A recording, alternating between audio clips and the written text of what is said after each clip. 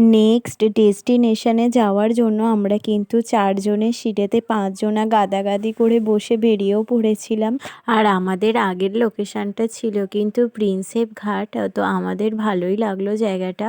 আর তোমরা কারা কারা প্রিন্সেপ ঘাটে এসেছিলে তো তারা কিন্তু অবশ্যই কমেন্ট করে জানিও। আর এবার কোথায় যাচ্ছি সেটাও কিন্তু তোমাদের সাথে শেয়ার করব। বলতে বলতেই কিন্তু আমরা চলে এসেছিলাম আমাদের লোকেশানে। আর তারপরে কিন্তু আমরা টিকিট কেটে ঢুকেও গিয়েছিলাম। আর এটা কোন জায়গায় তোমরা বলতে পারবে? তাহলে কিন্তু অবশ্যই কমেন্ট করে জানিও।